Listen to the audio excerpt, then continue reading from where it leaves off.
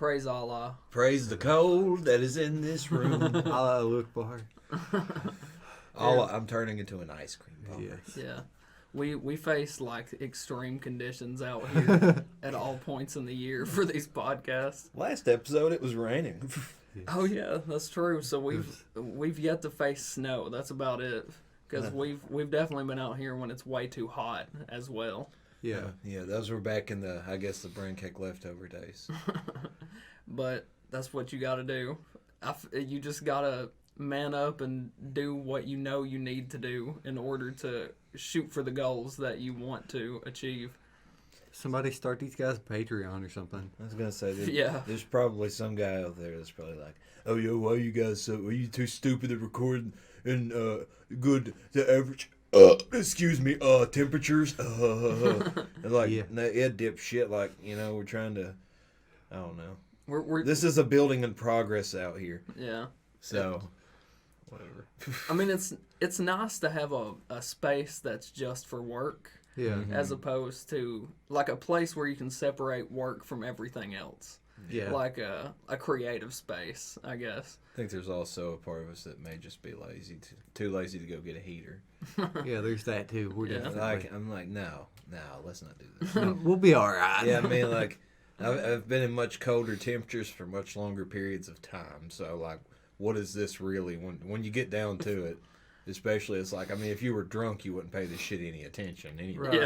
Yeah. Like, not saying anyone here is. I mean, everyone here is quite sober. As I hear chuckles in the distance of someone that scoffs at the idea of, like, this being a...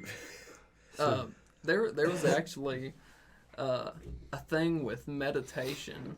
They did a study where people who meditated often, they, in extreme heat and extreme cold, they measured the same pain level as people who didn't meditate, but their level of comfort within that was higher. So people that do meditation are naturally more tolerant. Yeah, it's not really that they they're have a more, higher threshold. It's not really that they're more tolerant. It's just that they know how to keep themselves comfortable in that. I imagine it's because they know how to control their core.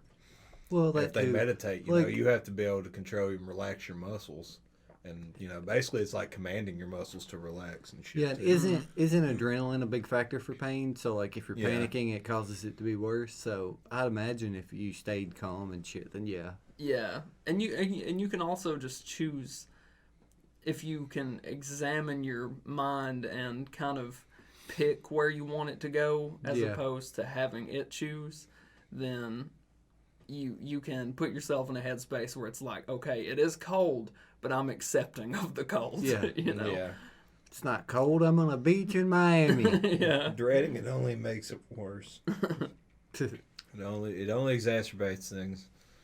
But I mean, that's the crazy thing about being in a dangerous situation where, like, your legs cut off. It's like, yeah, being calm is the right option, but your body is not reacting that way. No. It's just naturally panicking, like, oh my God, I'm missing a limb. So, yeah. I mean, it's in those times you learn to adapt, learn to survive. Yeah. But, on the flip side, adrenaline has also been what pushed people to do things that they normally wouldn't do under regular conditions. To fight through pain. Yeah. Yeah, professional athletes, like, push past that barrier all the time, burning more calories than they should and stuff like that. It drives them further. It makes them more intense. Be like, ugh, God damn it. I can't just lay here like this torn ACL. I gotta get the fuck up. Powerbomb some motherfuckers. Just gotta do it. Just gotta get up and do it. Put me in a pinch.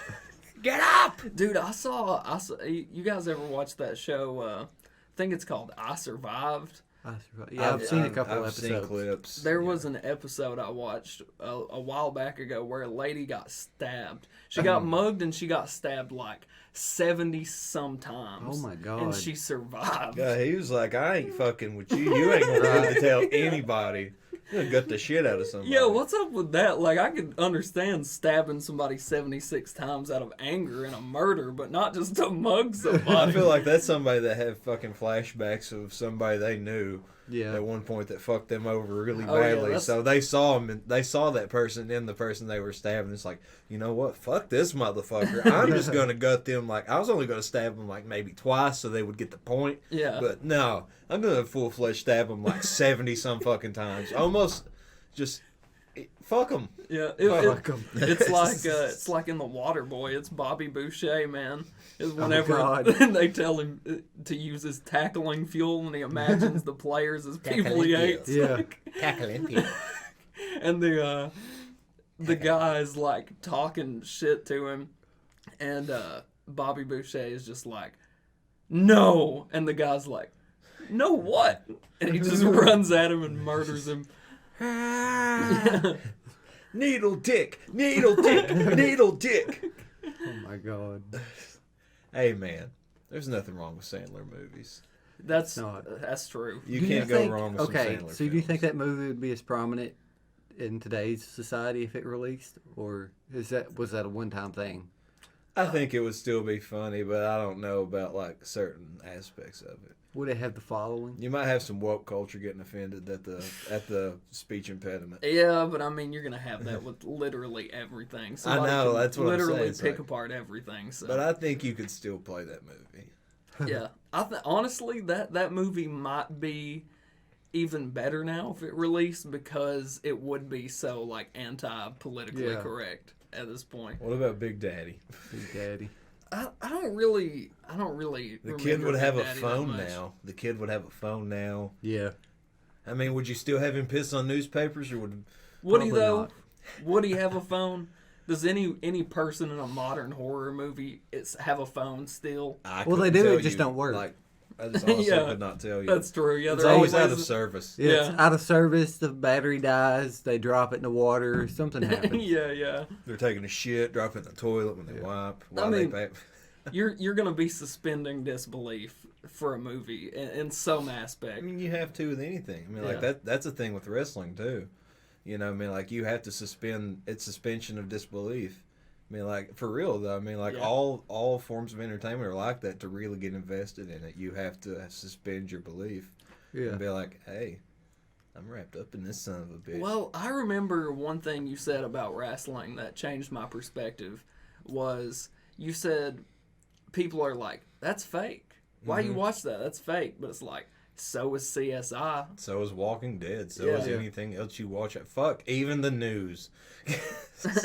It's Yeah. all. I mean, like it's all entertainment. At least in this country, it's all entertainment. It's for So, ratings and views. It's ratings, Yeah. views. It's whatever draws numbers. Who cares?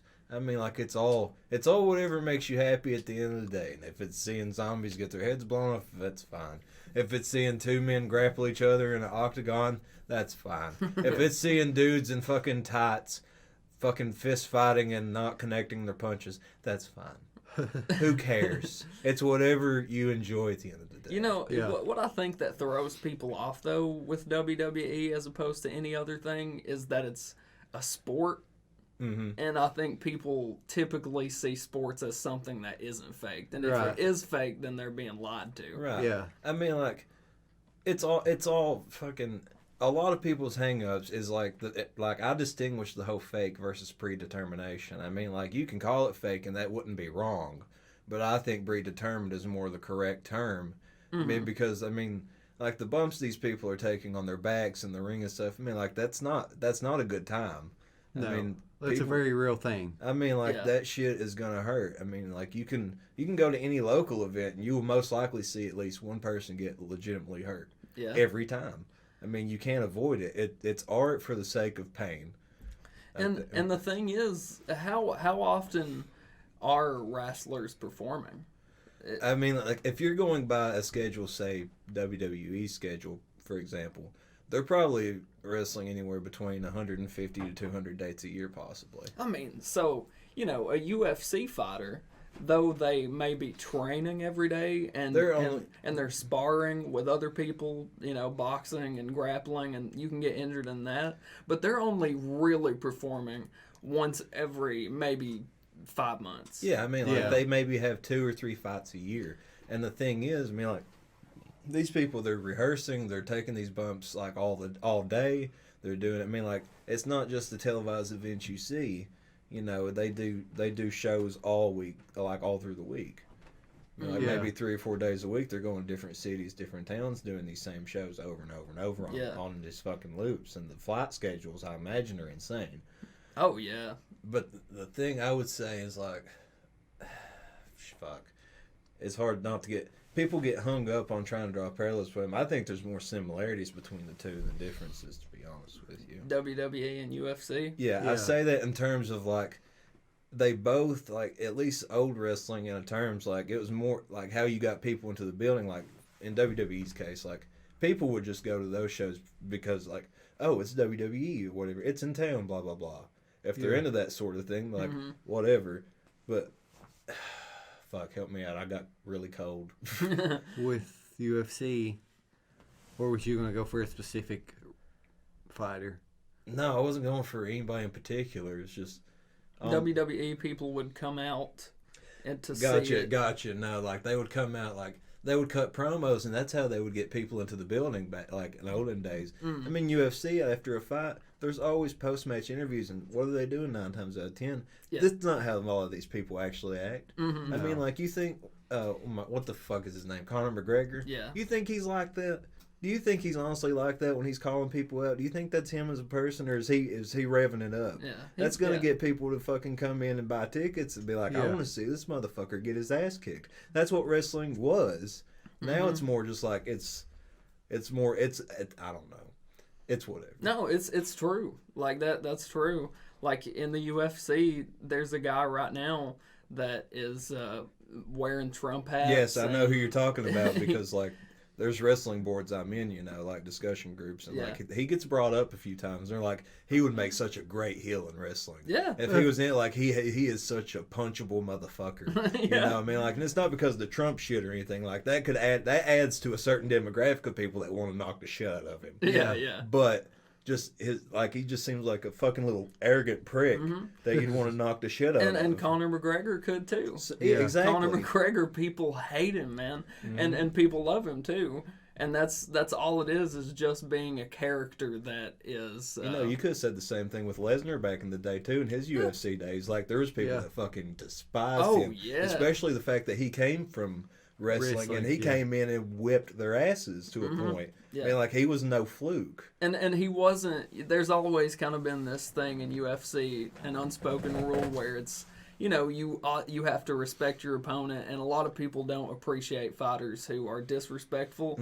But Lesnar just came out there and flipped off the crowd and he said, just practically says "fuck you." Yeah. But you know that gets more viewers in his next fight because people want to see him get his ass kicked. Yeah, who was the last fight he had? Because I remember watching the post-match interview leading up to that fight. He basically just called him as like, "I want you, motherfucker!" You know, because Lesnar squeaks when he yells at people. Yeah, they've even got that, like Lesnar coming out after people's fights and standing in the ring and calling people out. That's WWE up and down. And my question to you is, you're a UFC fan.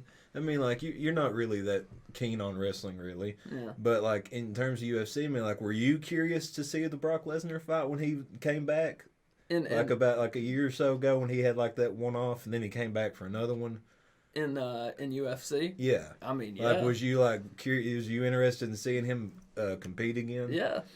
Yeah, like of course. You didn't see him as like a old washed up fuck. You thought he could still go, or did you think he was past his prime? Yeah, he's a little past his prime, I think. But do you think he could have been unstoppable had he not had the diverticulitis? Maybe, because like that's what shortened his UFC career, was his stomach problems. Yeah, see, I didn't know that. Like so he was operating with diverticulitis the entire time he was in the UFC. I don't know what that is exactly. It's like, how does it affect you? I don't know. If you all can rev up for a second and vamp for me, I'll look it up, whatever. Yeah. I mean, that's a pretty, especially if it affects, like, the feeling in your stomach. Like, I know one of his last few fights, one of the things that took him down was a kick right to the fucking gut. Yeah. And he went down. He just couldn't handle it. So that triggered his diverticulitis, pretty much. I mean, like, it can kill you. And if you're going to, go up against a guy and he has a stomach problem. Yeah, he's already handicapped. Yeah, if you want to wear that championship belt, then you're going to kick him in the stomach. Yeah. That's just the way it is. It's an inflammation or infection in one or more small pouches in the digestive tract. So probably what happened is when he got hit in the stomach, I mean, like, I don't know it to be true. He could have just went down because he was fucking hurt. But usually a body blow won't put somebody down, will it? It can. Yeah, it can, for sure. Like, because it's going to be pain if you kick them right in the spleen or the... There's also... I forget what the part is, like, right in your chest, like in between your stomach and your chest. If you kick that, I mean, like that's your esophagus extreme or something. Pain. Something plexus. Solar plexus? Yeah, your solar plexus. Yeah, you hit that, and I mean, you have to pee. Yeah, I have to go. Oh no, like, really badly. Yeah, go ahead. Pee in a cup. Pee in a cup. Hey, ball in a cup. Ball in a cup. A ball in a cup. But I think, you know, maybe he would have got hit in the gut and one of those pouches could have burst. I mean, you know, like if it's full of infection or whatever, it could have just dropped you sick to your stomach immediately. Yeah, you would think you wouldn't even perform if you had that bad of a handicap, though. But if you don't know about it, yeah. I mean, like that's the thing. He didn't know he had it. Yeah. Until like shortly after that fight, he had no idea, and they told him it's like, you know, had you came like 2 days later, you would have been dead. I believe was what he had said in the interview before. I wonder what the causes are of that, and I wonder if his... I'm not sure. My mother has diverticulitis as well. Okay, so it might not necessarily be from, like, physical performance. It states in the United States that there's about 200,000 cases a year of it. Huh. It's pretty common over age of 40, it says. Yeah, so it might just be one of those type of things where you just develop it as you get older. And I mean, that's the thing that sucks about being an athlete is that your body starts to give in even when you don't really want to. Yeah, I mean, like you get off on the thrill of the crowd and just performing, and then you get to a point your body's broken, you can't do it anymore. Yeah. And it's just like you have to come to that reality. It's like your body just not gonna allow you to do it. You have to come to grips with being a normal person again. I remember this was a quote that I took from my dad for a long time. He was talking about Ozzy. Dio actually, when Dio broke his ankle coming out on stage, said he was like hopping up is like the beginning of the first track. He just hops up and snaps his ankle. You know, it's just like your heart cannot take you where your body cannot go. No, that reminds me of a very unfortunate story. I went to a independent show a few cities away from here, like one of those like those metal shows of like local acts. Yeah. I went to one of those, and this band, oh my god, their name is escaping me right now. Fucking Creature of Exile. They were playing, and is this a shout out they're gonna want? Oh, I mean, like they probably wouldn't give a shit anyway. Yeah. But anyway, they were playing, and the pit was going. This doesn't involve them. None of them got injured. If that's what you're okay. I thought it was something embarrassing. No, embarrassing probably for the person in the pit. Yeah. But there was this pit going, like a circle pit, you know, not a mosh pit. Yeah, just a circle pit was happening. And there's this one old fuck. He's probably in his mid-50s, late 40s, something like that. And he's wearing leather pants, biker vest. You know, the works. Yeah. Looked like a straight biker. He's wearing black biker boots. He's got long ass necklaces all down his chest. But he gets in the middle and he starts doing the karate kicking shit that they do like at deathcore and metalcore shows. Yeah. That stupid ass hardcore dancing that I wish those people would be crucified that perform it. You know, if you're listening to this show and you do that, then I'm sorry, but please you should show respect for others and quit being a douchebag at shows. Yeah, and that's not cool. No, it's not cool. I've seen so many people get decked that didn't have any. They weren't even in the pit. The people that get hit most of the time, and that's not even trying to do that. That's not even trying to rationalize it with that kind of logic. Like, well, most shows I've been to, someone's got hurt doing that, so therefore it's true for everybody. But I'm pretty sure that's pretty common amongst those shows. Like, fights breaking out and shit because somebody got hit that wasn't supposed to. Like somebody got their girlfriend hit in the pit. It happens all the time. In the nose. See, like that shit happens all the I time. got punched in the nose. Do you remember? Yeah, I do. Yeah, that was just like some people being way too drunk and like there was violent. a pit right next to us though, and I never got hit. Yeah. and that's the thing too. Is I mean, like, just some people were just inconsiderate in pits anyway. Then that's just the way they're going to be. Not because even in pits, just at concerts. Inconsiderate people are just going to be inconsiderate. Yeah. It doesn't matter where they're at. Mm-hmm. No, Could be in the middle of Walmart Yeah. on a Black Friday. Yeah, there's dickheads everywhere you go. I mean, you can be a piece of shit in the comfort of your own home and not bother many people, but if you're a piece of shit and you're in a crowd of people where you're literally inches away from others and you don't care how you act, then, you know, it's going to end badly. Yeah. And, you know, this guy, he was in the middle of the pit doing a stupid dance. And sure enough, he decides he's going to do himself a spin kick. And as he spins, he comes down. And from where I was standing, I was up against the wall. I was about a good 12 feet away from him. I could hear a pop. Oh. A really loud pop. And I was like, when he first got in the pit, I was like, I hope this motherfucker gets it. I hope something happens because, like, so I don't know. Sometimes I just wish the worst for people, I guess. Yeah. But I'm like, we all do. This motherfucker's going to come in here. People are going to circle pit. And he's like, I'm going to be the star here. And I'm going to get in the middle and spin kick. My old ass is going to do some fucking jujitsu or whatever. And he comes around, pop, crunch. He lays down. He's most likely broken his ankle. He's laying there holding his knee going, ah! While the circle pit is continuing to spin around him. And two security people, they come from the front and they come pick him up and they hook one elbow and hook the other while he's still holding his legs screaming. They just drag him out of there. And I was like, that is incredible. The man went out with a bang instead of a whimper. No, this was definitely a whimper. Yeah, This was a whimper and it was just a sigh of sadness on his way out. He's like, yeah, go out with some respect, man. If you're gonna get in the pit and you're gonna act like that and you get hit and get damaged, then I mean, you're gonna act like you're gonna cry in the pit, pussy? You're gonna cry in the pit, bro? Get up, pussy. Fuck you. You're not hurt, bitch. Get up. What are you doing laying there crying like a girl?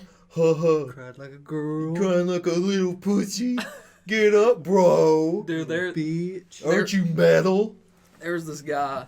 This was the first show I ever went to, and I think I was just in like 8th grade maybe, and you took me to this monstrosity where it was Oceano and Whitechapel. Impending Is doom. that the one that like your mom drove you to? That was Miss May I and fuck, I can't remember who the opener was, but yeah, it was Oceano, Whitechapel. Whitechapel was headlining. Impending Doom after them, then Miss May I, then Oceano, and fuck whoever was first. Yeah. Because I declare war. It was I declare war. There was this dude when Oceano was playing, and the part where the song was about to drop, this guy, speaking of Brock Lesnar earlier, looked just like Brock Lesnar. He was a fucking tank. And he was just walking around that pit like eyeballing everybody. Like, who am I gonna just fucking kill? Flexing like, who's gonna come out here and man up and bang in this pit with me? You wanna bang, bro? You wanna fucking... You wanna bang, bitch? Wanna bang, bro? You wanna fucking bang? Bang, bro? I'll bang your head off the goddamn concrete. I wanna bang, bro. Yeah, you don't wanna fucking bang. You don't wanna bang with this. Oh my god. Don't wanna bang with it. Look. I mean, there's no ending to that story. I don't know if he killed anybody that night or what, but he probably did. Probably. But, you know. I would assume death befell some humans. There was definitely some meat flying around that night. Yeah. Meat flying I do around. remember some people got packed out with an ambulance. Yeah, there was at least Yeah. 3 people that went out on stretchers that show. I do remember that. Why do we do this to ourselves? I love it. I love the chaos. Yeah, I think that's what it is. I feed on the chaos because I don't have to engage in it. I can watch it from a distance. It's like watching a freak show live, but not really. I mean, like, I love the male community. I love those types of shows. They're exciting. They're not boring. You can't say they're boring. No. Because that is not true. No. Metal shows, rap shows, they are not boring shows. Unless you go to something that me and Keegan went to once. And Christ. Yo, you know exactly what it's about, don't course. you? Me and Keegan, we went to. It was an album release party, or an album party, I guess, right? Yeah. Fearless Fred Fury, ICP's last Joker card album that came out. Me and Keegan like, hey man, you know it'd be fun. Let's go to this party, man. It says there's gonna be like, there's gonna be events they're gonna be doing, and like prize giveaways, whatever. Which I didn't care about that. It's like we never been to like a release party. It's like, well, let's fucking go. It might be fun. So we go, and terrible assumption made. Not at all the correct assumption to make. No, but we did, like, I honestly think it was one of the best things we ever spent money on. Yeah. Because it was such a train wreck from start to finish. We walked in late. Yeah, we got there late. And there were only probably maybe 150 people. God, yeah. Wow. It didn't even feel like that, though. It did not even feel like 150. No. When you imagine it in your head, imagine like 50. Yeah, imagine 50 people, because that's what it felt like. Imagine because McDonald's at its busiest hour. I think a lot of the people left after they gave out the free copies of the album. Oh yeah, they bounced after it was over. Yeah. But like they had 3 or 4 local rap acts that were before they even got to that. So it was like people were seriously standing around just like watching their fucking watches. I know we were too, because it's like this wasn't mentioned at all. And it's not like I could shit on local rappers or indie rappers. No, I want them to thrive. Yeah. But I'm like, no. And there were some that were good. Right, but no, these were bad. Oh, these, man. like, 3 out of the 4 were bad, and the one that was there that was decent, like, I don't know if they looked decent because they were good compared to the other 3. They were just that bad, or if they were actually just passable in a sea of shit. And between those, the horrible songs, they had these contests. These contests, these unfortunate souls that they plucked out from the audience. Okay, let me say this first about the local acts at like Insane Clown Posse shows, or like the horrorcore genre of rap music tends to bring out the worst in people because people only focus on gimmicks. Yeah. They think that if they go out and they put a mask on or face paint, that's all they need to do. And I chant about shit like blood on the scarecrow, murdered my bitch, stuck her in the back of the whip. Fuck that hoe. I never showed her respect. I put my hands around her motherfucking neck. Just stuff like that, man. Like that's all that, and usually that attracts trash. Wow. And look, ICP, even their music, anything in that horrorcore genre is usually viewed at by true rap enthusiasts as it's not rap. Yeah. And that's fine. I don't care. But that's what I'm trying to get at here. Sorry, I'm freezing and it's hard for me to concentrate. And I also have to urinate really hard. May I get up? I get up in a minute? Thanks, man. That's great. Oh my God. Keegan, do you remember at that last show we went to? We were walking by this guy. I don't remember. And Go he was Pete. like, green jelly sucks. Oh yeah. And he was like, what? But I mean, there's always going to be a certain amount of trash that like those shows attract. It's just because it's the nature of the game. Yeah. There's hardcore music attracts like, I don't know, seems like some kind of trashy hardcore. People look, I think it's proven. Hardcore can attract some fucking skinheads. Yeah. Okay. And that's not a stereotype, but if any genre, if I've ever seen any skinhead ever in my life, it was at hardcore shows. And that's not a knock. It's just an observation. Well, here's what I think happens, and the reason that there are such strange people at these shows, and the way that people act at these shows is so strange, is because they have like that one day in a month for that show where they want to release everything. Yeah. You know, they might be buttoned up, suit and tie. They might be working at Mickey D's. But when they're at that concert, there's something else. Yeah. You know, because it's like a religious experience. It's like when the music's It's almost blasting, like Halloween for them. Yeah. It's the one time that they get to see the people that make their music and they get to hang out with other people like them. Yeah. So they just let it all go. And it's a mob mentality. Yeah. And like, there are people at ICP shows who definitely become a different version of themselves when they're there, because it's an opportunity to release and be that person that you suppress all the time. But I mean, in general, that's why we go to concerts. It's just for that release, to be around the people that like the same things as you. You know, somewhere that you feel safe, that you can just let go, not have to worry about nothing.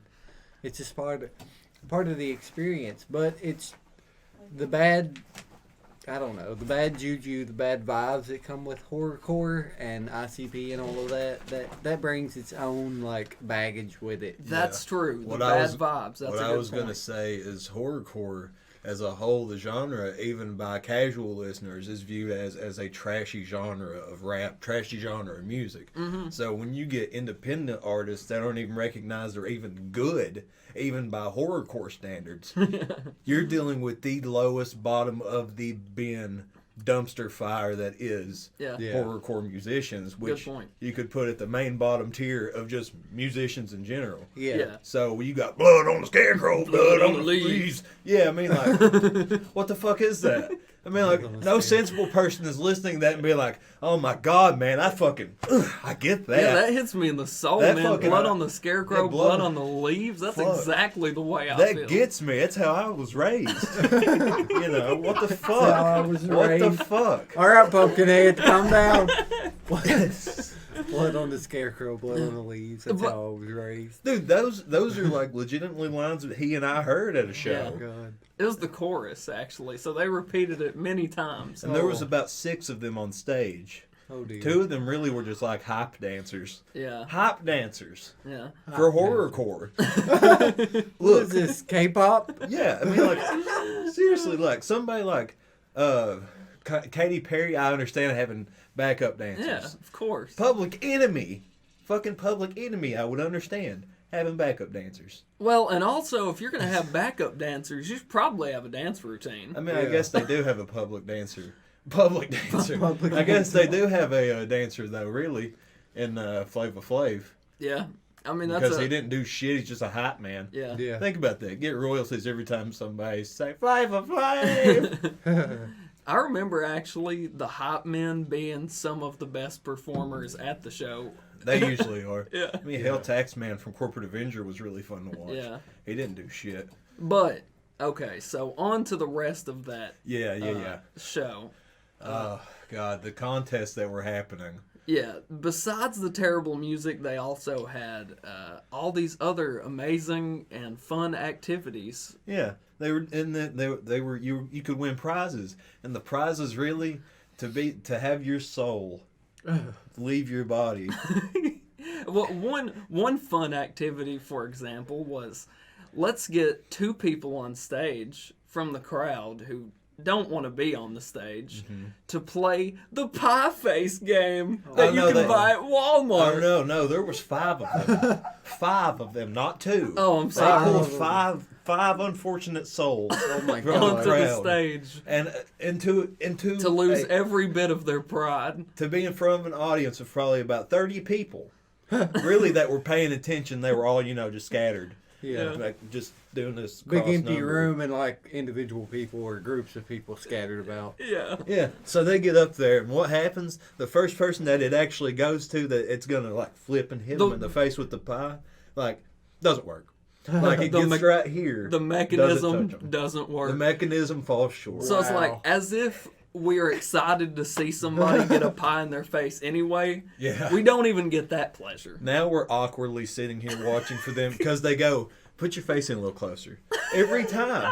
Because every time that the pie thing went forward, it missed every time because they weren't close enough or the mechanism wasn't going far enough. So every time they go, get in there a little bit further. And once they got in, they would lift up and go, yeah! Go, yeah! Come on, yeah! Lifeless people in the crowd would lightly applaud. And it was all out of kindness. No one was applauding that because they thought that was great or hilarious or anything like that. This is a goddamn fire. We need to put it out. Someone please call 911. There are murders happening. That was the exact vibe of that whole show. Yeah. Was that everybody was just there because they felt like they needed to be. Yeah, they felt like I think everybody felt like as though they were being held hostage. Not one person was. They didn't leave because they were being too respectful. Yeah. Right. Not one person, performer or crowd member was there for pure enjoyment because there was none. Didn't they also have a contest where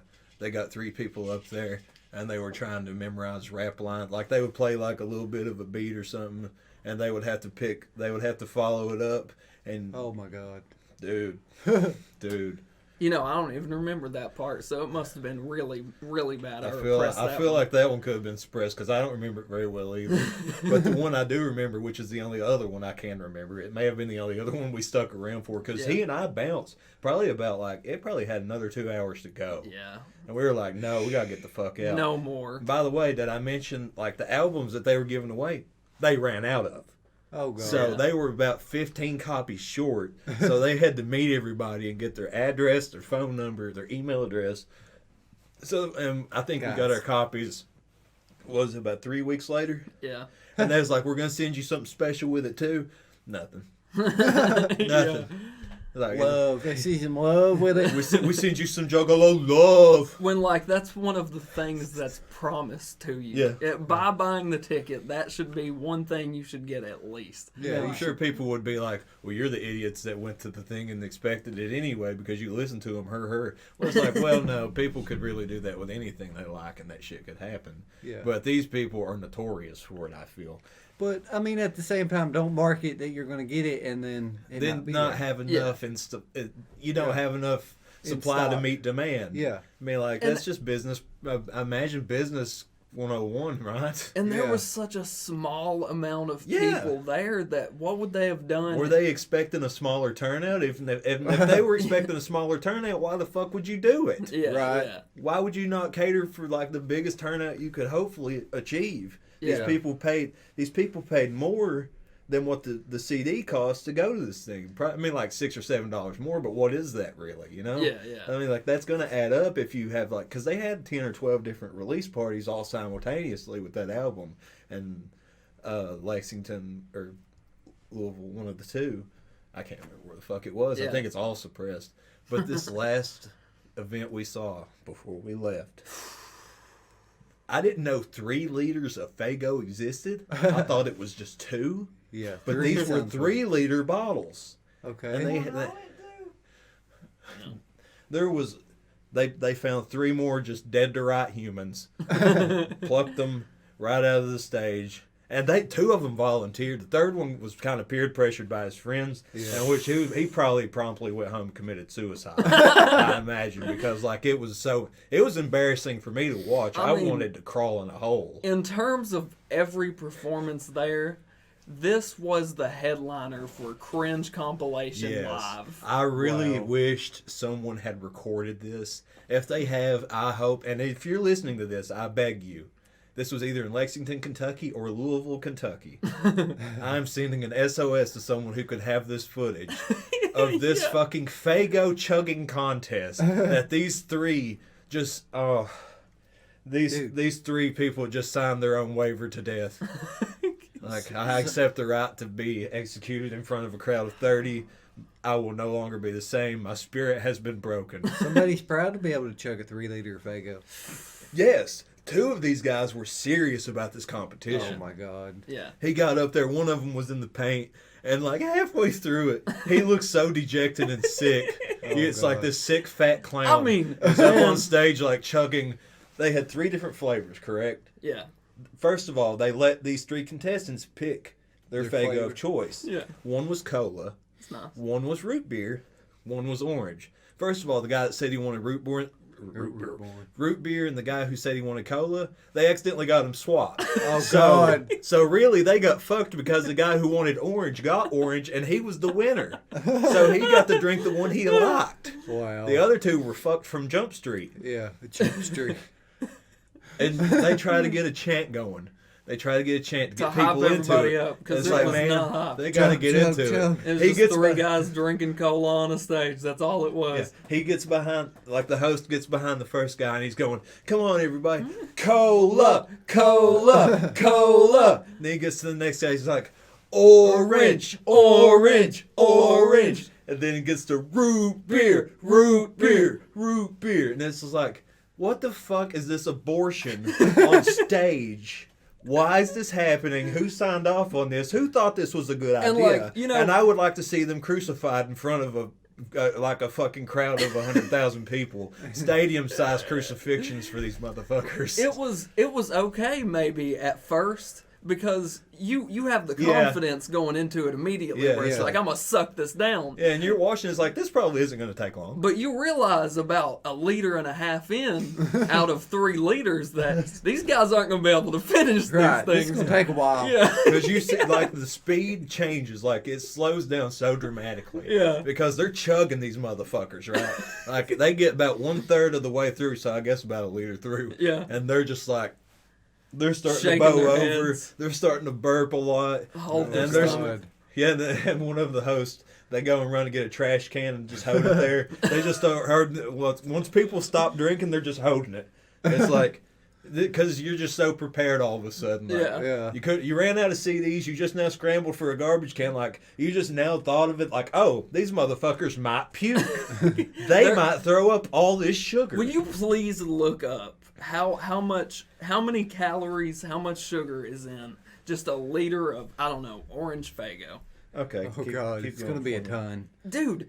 And you cannot. I mean, me personally, I can drink a Mountain Dew and I feel like I've damaged my body. Yeah. But like, okay, 1 liter of Mountain Dew, take that into consideration. Yeah, that's a lot. But like, have you ever seen those little things where they have like a Coke bottle and it has the amount of sugar that's actually in a Coke bottle in it, and it's like fills up, 1/4 of the bottle. Yeah. Just imagine how much actual sugar these people are consuming. It being Faygo, dude, it's untelling, because Faygo is a really like sugary drink anyway. So yeah, I mean, it would be hard to like really know. I mean, they probably consumed just like spoons and spoons. A bag of sugar. Yeah. Basically, just a bag of sugar and some water, some flavoring. Oh, God. Just drink Kool-Aid, guys. Yeah. I'm struggling to try to find it, man. Keep going for me. You were wanting calories or sugar, right? Yeah, calories, sugar. There's 130 calories per cup of orange Faygo, like calorie-wise. Per cup? Per cup. That's calories. And there's 4.2 servings, like cup-wise, in 1 liter. Oh, God. So they were chugging probably about 12 cups, right?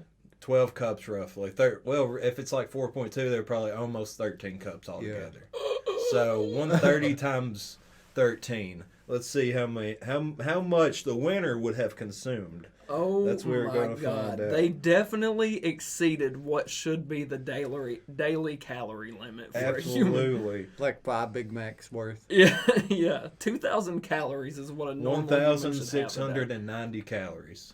My God. 1,690 calories. And for something like a Faygo, I would say the normal sugar content per cup is probably about 55, 65 grams of sugar. Yeah. So let's take about 55 times 13.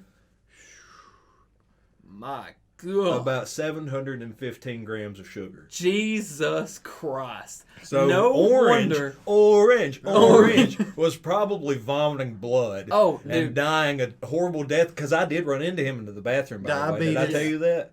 No. I did run into him into the restroom because I was getting ready to go in there, and I waited a minute because, like, I think you were ordering a drink, and I was talking to you. Yeah. And I saw a hefty blonde, like long blonde hair, orange juggalo guy, like waddling his way, holding his stomach, walking to the bathroom, just. Dude, yeah. He looked like a fucking boomer from Left 4 Dead. He was shirtless. He was shirtless. So he's got orange Faygo like streamed all down his chest. Oh no! And all that good stuff. He's glistening going to the bathroom. I will say that all 3 of those guys were recognizable in the crowd afterwards. Yeah, they stuck out like they were just like... They looked like their life was over. Yeah. They looked so sick. Yeah, they looked unbelievably sick. Like, they all should have been sent to the ER. Like, that was not a good time for any of those guys. They needed their stomach pumped. I'm sure. Jesus Christ, if I could talk today. I'm sure they got their stomachs pumped. Oh, my God. Fuck them and their Faygo. Drinking all that Faygo. Jesus Christ, dude. Like, that's a death wish, isn't it? Yeah. Like, why would you do that? You wouldn't sit there and chug a 3-liter of Coca-Cola, even if you fucking loved Coca-Cola. Right. You're not going to do that. Yeah. Like, I don't care. And what did they win? A shitty vinyl. What are the chances that any of those guys had a record player? Well, I'm sorry. One person won a vinyl. The other two won nothing except for a severe stomachache. Right. Yeah. And the shame of being on stage for 10 to 15 minutes trying to do this only to lose. Oh, God. Like what do you do? You can't quit? Yeah, you can't quit. You can't just like walk off the stage because you're so embarrassed. It's social pressure. Would you just sit there and cry as you're drinking it in front of this audience? Yeah. While they're just all standing there, some of them are pointing and laughing at you like, look how stupid they are. You got some people that are just over there just with their arms crossed, just like talking to each other. And like the bartender's watching, but like not really. So it's just like you're just in the spotlight's on you though. Yeah. Spotlight's all on you. Somehow. It's like that's what happens when you put the spotlight on people who aren't ready to have the spotlight put on them. Yeah. Get us 3 professional Faygo drinkers, and I'll enjoy watching that. But were 2 of them not yearning to be up there? Like, they felt like this was their moment to shine. Hell, I don't know. Maybe they spent their last $15, $20 to go to this show, and they didn't have enough to buy themselves some soda when they went home. They was like, well, fuck, maybe if I store this shit like a camel, I could have some reserves for the next few days. Like, Faygo, right off the tip. I would suggest just better money management instead of no, fuck that. I gotta go see ICP.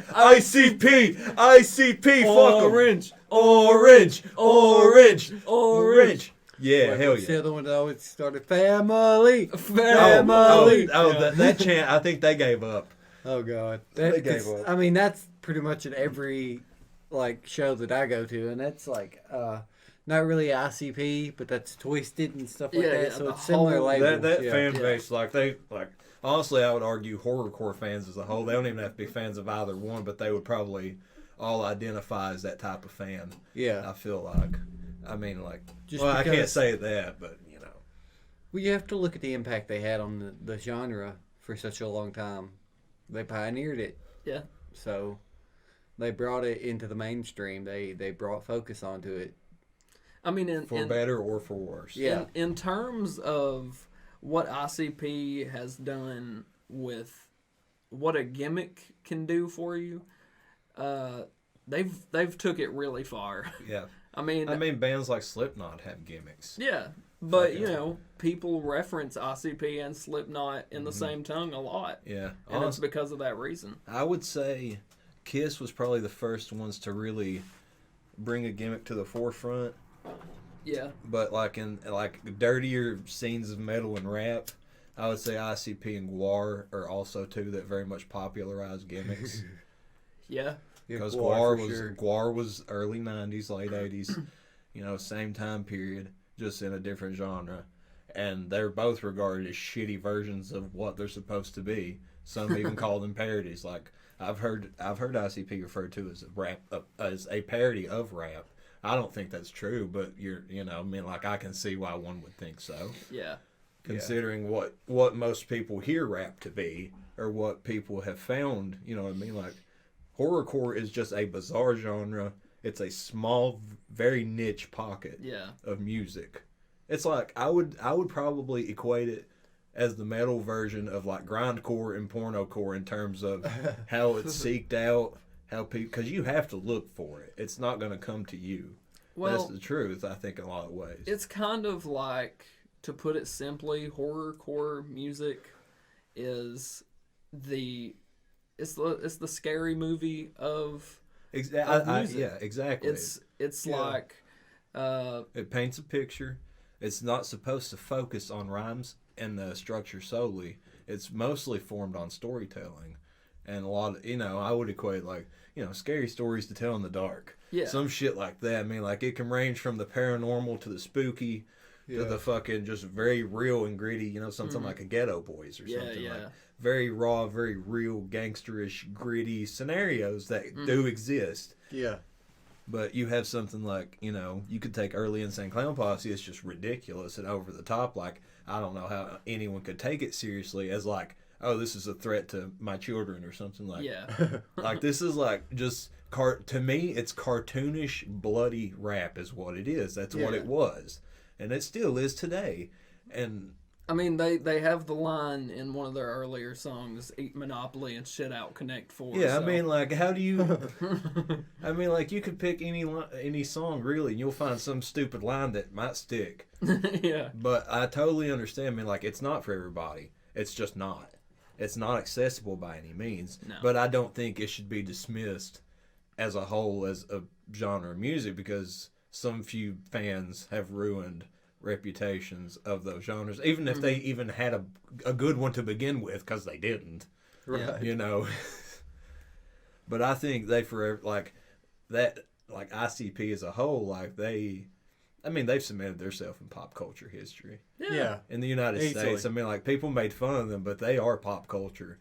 People know who they are. Yeah. Even if they've never heard their music, they'll everybody has an opinion on them at the end of the day. Like, even if they've never heard them, they'll be like, oh, either like I've heard they're shitty or they suck, or be like, I mean, if they've never heard of them, then I'm like, you know what, that's good for you, because you don't have to get involved in the nonsense. But they still know who they are. They know the face paint. They know the the face paint is recognizable.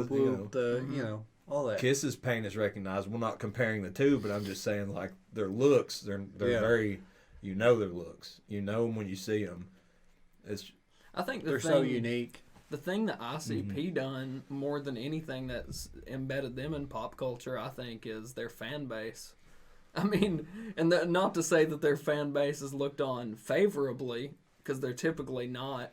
They're looked at as, probably thugs and inbred morons. that stink. Now look, I can testify that they smell. They do smell. They have a notorious funk. And they have flatulence that definitely shows their diet, which is Faygo and Pop-Tarts and heat up macaroni and cheese. I remember a show and Hot Pockets. I remember a show us three went to. It was Twisted and some other label mates of theirs. And the host, the MC for the night, he literally, between every set, he was antagonizing the crowd the entire time, telling them how bad they smell. That he was like he was legitimately furious, because he's like, I'm gonna have to fumigate this fucking place because of you smelly ass people. He's like, I don't blame him.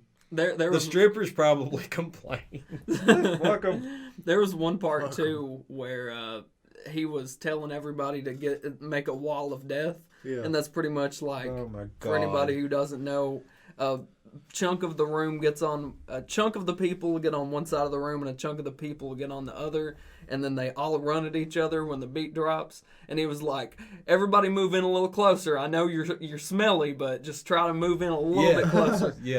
That's like, oh my God, you talk about a cluster of smells that have just formed together to create this menagerie. You could call it funk. You could call it aromatherapy. Aromatherapy. Aroma ring around the room. Fucking smell like shit. Aromarectomy. Aroma the rectum. Fucking rectum aroma. Rectum. I should have never known them. But we've met some pretty cool stinky people at those shows too. I mean, we had to watch a drunk guy's wife one night from breaking out of their own car. Oh my Lord. That was interesting. And there was there was a bit of, I'm not going to elaborate, but there's quite a bit of inebriation there. On a lot of levels between everybody involved. I mean, we weren't involved. We were just innocent bystanders that just kind of got wrapped up into it. It's like, we was just standing there smoking cigarettes in between intermissions. Like, this guy's like, hey man, I hate to really bother you all, but and keep in mind, he's in clown paint, so like, you have to have casual to serious conversations while a man in clown paint is telling you, he's like, look man, my wife is in the car, she's really, really drunk, and I'm getting ready to take her home right now, and I just need you to really just kind of watch her through the window because I just don't want her to get out and do anything, fucking stupid or anything. We were like, I mean, sure, I guess. I mean, like, what are we gonna say? No, she's your problem. Can't be like that. I mean, what are you gonna do? Run her down in the parking lot? Yeah. Strangers? I mean, like, she didn't do anything, but it's just like, well, this is strange. And we saw that guy later in the pit. He was still there. He never left, and he got his like nose broken later that night. So it's like, well, I'm glad you stuck around. I mean, like, I guess she was so important that you left her there to go in and get your fucking nose broken. Then you were gonna leave. Yeah. It was like, wait, oh shit, now something is an inconvenience to me besides my wife. Fuck this place. I gotta go. I'm sure their marriage is doing well. Well, I was trying to leave out the juggalos on a positive term, but you just flipped that right around, didn't you? No, but a lot of them are good people. They're just very misunderstood at the end of the day, as is the genre, as is everything as a whole. I mean, like, you can take this conversation and spin it any way you want. You'll take away your opinion however you want to at the end of the day.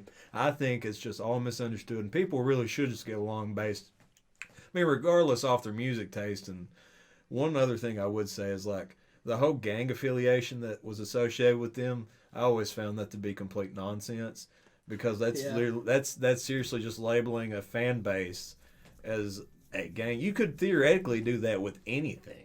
Yeah. With any culture of fans. What are we gonna do? We're gonna make fucking weeaboos a gang? Yeah, the weeaboo gang. The weeaboo gang, man. Oh my god. Can you see them strolling down fucking main streets? All carrying katanas and wearing anime t-shirts. Mm-hmm. Oh my god. They're all wearing their best Pokemon and one-piece shirts. All in kabukis. Oh my god. That'd be great. That's a scary thought. I really don't want to think about weeaboos as a gang. Kabuki weeaboo gang. What is kabuki? Isn't that the paint? It's that's like Japanese art paint, isn't it? Like kabuki paint. Oh, okay, yeah. I know what you're talking about now.